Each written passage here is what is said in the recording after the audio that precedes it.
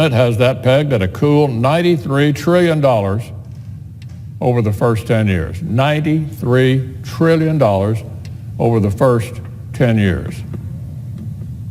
Let me say that again. Their plan is predicted to cost more than the entire economic output of every country on earth combined.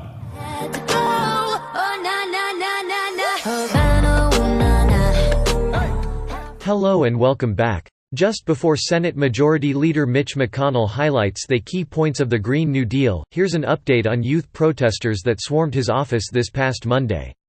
These protesters, or activists as they refer to themselves, most of which were under the age of 16, urged Senator McConnell to approve the Green New Deal and vote yes.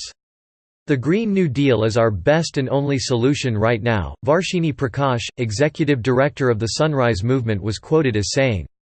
There is a growing number of youth support for the Green New Deal. These youth seem to have been indoctrinated with the rhetoric the deal's founder Alexandria Ocasio-Cortez has been spreading, including the claim that the world will come to an end in just 12 years' time and the only solution for this is the Green New Deal. California Senator Dianne Feinstein was inundated by young protesters as well, led by 16-year-old Isha Clark, who hasn't been to school in 5 days, thanks to the Oakland teachers' strike. We're asking for the new Green Deal. And we're trying to present this letter that we've made to Senator Feinstein. We are trying to ask you to vote yes on the Green New Deal. Please. Okay, I'll tell you what. We have our own Green New Deal piece of legislation. Well, we're trying to promote the Green New Deal. Well, there are reasons why I can't, because there's no way to pay for it. Yes, there is. We have tons of money going to the military. A lot of it is going to the military. Let me say that again. Their plan is predicted to cost more than the entire economic output of every country on earth combined. And so we're here asking you to vote yes on the resolution for the Green New Deal because that is the only That resolution will not pass the Senate. If this isn't indoctrination of youths for political gain, who cannot even comprehend the magnitude of the deal they are so vehemently pushing, then I don't know what is. Now let's listen to Senator McConnell dissect the rest of the Green New Deal. But as we all know, some on the far left have recently offered other ideas on this subject. That's right, Mr. President, the much-heralded Green New Deal. Nothing says forward-thinking and fresh ideas quite like borrowing the name of an 80-plus-year-old policy program and just adding the color green. So what is this thing all about? It turns out to be an interesting question. Depends on who you ask. Democrats who authored it say it's a massive reorganization and government takeover of our nation's economy and our culture. Some have argued it's the only way to stop the world from ending in about a decade. This was interesting news, even to many of their fellow Democrats. Our colleague Senator Durbin reacted this way, quote, I have read it and I have reread it, and I asked Senator Ed Markey, what in the heck is this? That's the assistant Democratic leader.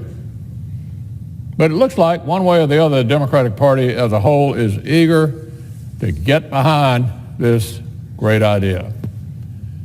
So what's in it, Mr. President? Here are just a few of the hits in the 16-page resolution that the Senate will soon be voting on.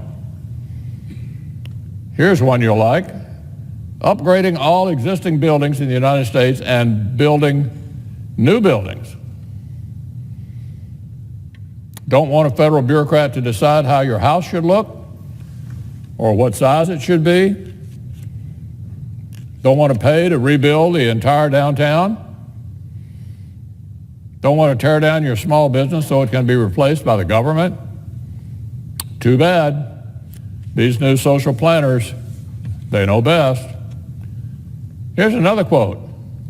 Meeting 100% of the power demand in the United States, end quote, without, listen to this, without using any American fossil fuels or nuclear power whatsoever. That's right. It's the Cold War. It's the war on coal on steroids. Say goodbye to all those jobs. Say hello to a new wave of cronyism that would make $500 million in taxpayer losses from Solyndra look like pocket change. Everything in your garage will have to go too.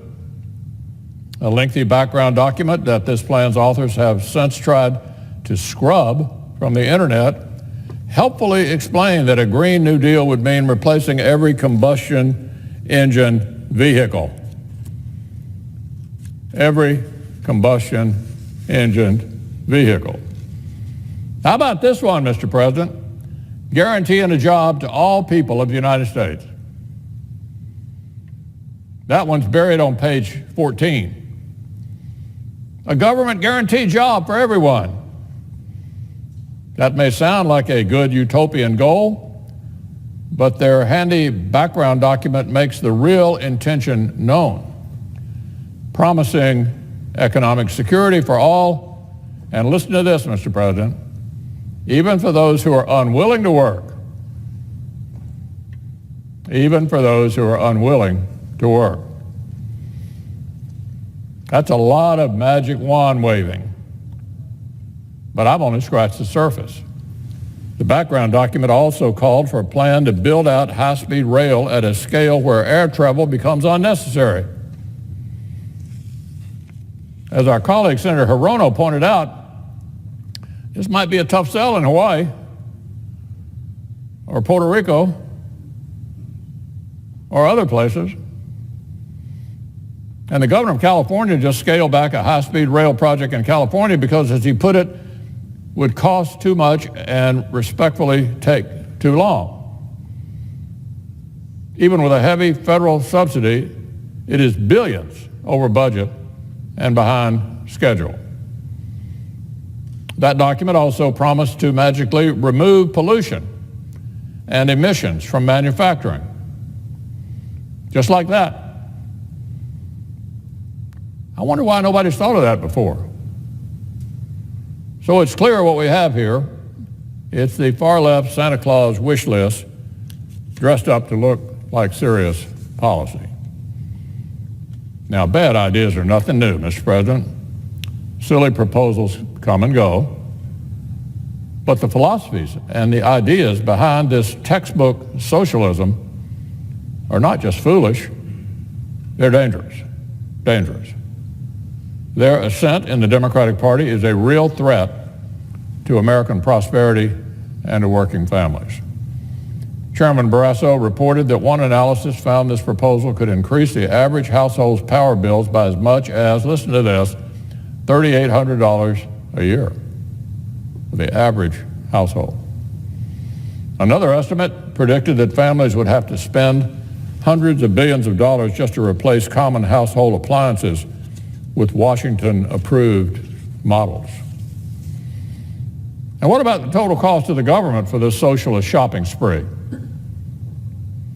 One recent estimate has that pegged at a cool $93 trillion over the first 10 years. $93 trillion over the first 10 years. More than the combined GDP of the entire world. Let me say that again. Their plan is predicted to cost more than the entire economic output of every country on earth combined. And remember what the American people are supposedly getting in return. A sprawling socialist state to rule over us, a host of good jobs in key industries ripped away, and an end to every energy source that the middle class can actually afford. Remember, China has already sailed past the U.S. in terms of carbon emissions. The far left still wants us to unilaterally disarm our whole economy. Lots of pain for us, no meaningful gain in containing global emissions. We'll go bankrupt, but at least it'll be great for China. How about they're cheering in the streets? So, Mr. President, the way I see it, the way most Republicans see it, this proposal proposal is either a brilliant piece of comedy or a disastrous socialist vision that is totally alien to the United States of America. So what about our Democratic colleagues? Where do they stand? Recently, I announced that senators will get to go on record and vote for or against all of this. But curiously enough, this planned vote was met with outrage from the very people claiming to champion the proposal. Last night, our colleague from Rhode Island said it was truly preposterous for me to schedule a vote on the Green New Deal. That's not exactly a ringing endorsement of a plan Democrats claim to support. And he doesn't seem to be alone in his uneasiness. At one point, the Speaker of the House dismissed her party's own plan as, quote, the Green Dream. The senior senator from California worried publicly the other day that there's no way to pay for it. And as I noted, the assistant Democratic leader summed up a lot of people's thinking when he asked, what the heck is this? I think a great many Americans all across the country are asking themselves the very same thing. What the heck is this? So before much longer, Mr. President, every member of this body will have a chance to go on record loud and clear. Do our Democratic colleagues really support this fantasy novel masquerading as public policy?